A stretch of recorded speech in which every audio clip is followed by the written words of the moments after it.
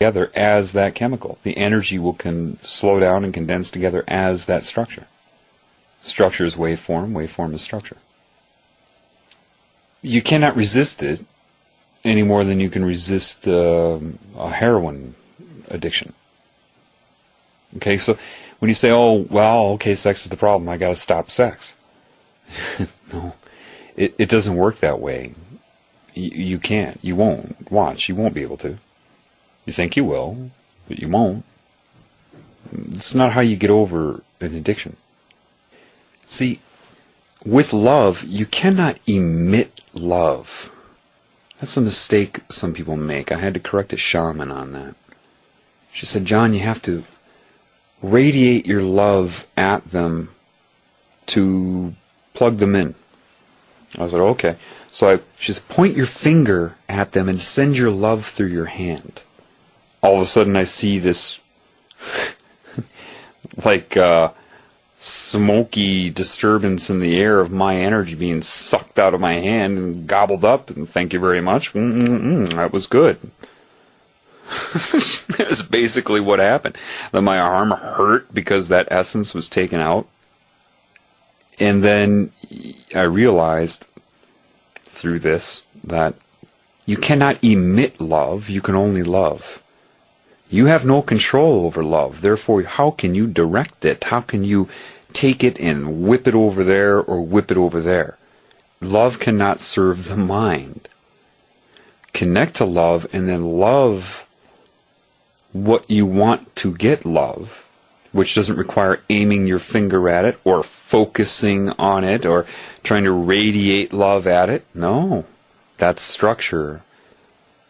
That's only structure that you're radiating, that energy. Just love it and the energy will bathe it. It's the only way you can do it. There is no effort, there's no procedure or protocol you can take to emit love. Love directs you, you don't direct love. Love can make you go up to somebody and scratch their back for them. But you can't go up with the intent to scratch their back to make them feel loved. To think the scratching of the back will create love in them. No. There's a very big difference between the two. When I had that upload on Christmas and I was talking about the keys to God, let me be specific about that now. I had my emotional response to that. You will too. You'll break down too. That was my response to love under a severe attack. One of the many.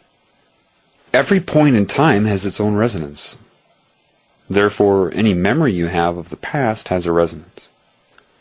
That resonance was directly correlated to what genes in your DNA, what codons were turned on and off.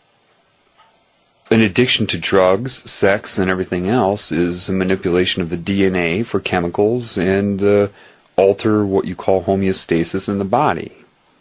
So what it showed me was that if you just shut your eyes and picture your point where you are now, say just looking forward, very basic, you don't have to do this, but the past would be, say, just if you tilt your head to the left, and you go to the past. If you tilt it to the right, again, structure, I'm just giving a metaphor, okay? Do it however you do it. And what occurred to me is, what it showed me is, have you ever had that smell or a sound or a situation, a scene or something that triggered not a memory of your past, but actually took you back to it? Well, you start that way. You find something that brings you back, and you can't just remember it, you have to go into it. If the year was 1978, you have to, in your mind, pretend you're sitting there in 1978. Right now it is 1978. And you don't have the mirror for that. You look out of your eyes and see yourself as that child. And what you do is, everybody has significant moments where you were attacked by this cancer. All of you. And those moments were to make you do something that brought shame to you, ridicule, whatever. Or something happened to you, you were abused, or something bad. And when you start to connect to love, you go back and you have this understanding that they were controlled by this consciousness. You start to get that. You start to understand it. you go back and you can actually, forgiveness is understanding. It's not an act, it's not an admittance, it's not anything other than knowing. You either forgive or you don't, just like you love or you don't. It's not a procedure or something you force yourself to do. You can only do it when you understand. Therefore, it's not even forgiveness. That's a word. It's, oh. Then you see, oh, I did this when I was young, but now I start to get an understanding. There's other things involved, subliminal messages, a consciousness directly plugged into my mind that wants me to feel separated and shameful. Oh. Doesn't matter what you've done or who you are. See, if part of my body gets sick and it's being played out as cells attacking each other in the worst brutal ways inside my body, cancer and allergies would go hand in hand based upon that. Autoimmune disorders. What are you going to do? Punish it? Or do you just want it to heal so you can go on with your life? Which is it? Well, I'd like to heal, but you know what? I think I'm going to turn you into a cancer cell and punish you. Because you became disconnected and started attacking other parts of me. You, Mr. Group of Cells, and you, Mrs. Group of Cells, or whoever you are. And I'm going to punish you now. No, you're not going to do that. So what makes you think that the Creator is going to do that to you? If you knew how appalling the attack on your own body and an autoimmune disorder was inside your own body, or a cancer, how the consciousness is being played out, the torture, older cells destroying newer cells. On that level, they can't understand it. That's the anger inside the tumor itself.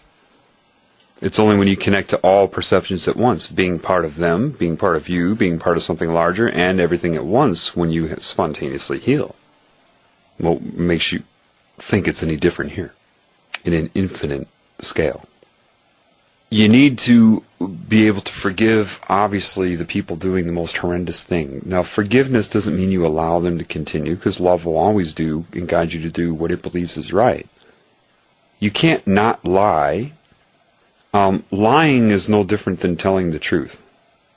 If you intend on doing that, if you intend to do it, when you're connected to love, you just will tell the truth.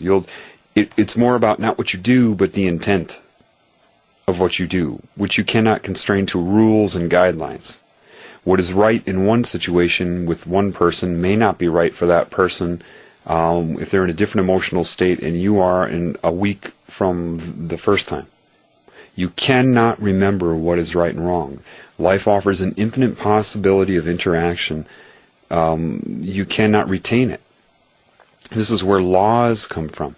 Rules, political correctness. The whole thing is an arrest on life itself.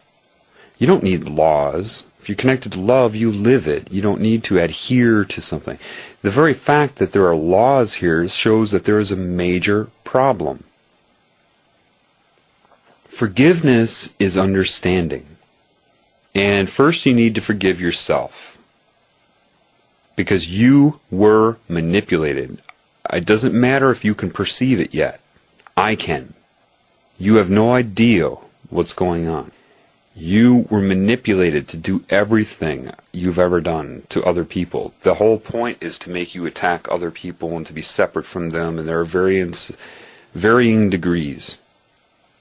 You cannot accept the judgment of man, because the man is connected to this Cancer energy. You have some person commit a crime that lives down the road from you, and you're so quick to point your finger at them. What if it was your own son or daughter that committed that crime? Would you be pointing your finger at them? Well, no. Why do they deserve your love? And the one down the street does not. You're insane. It's your love for your child that makes you sympathize.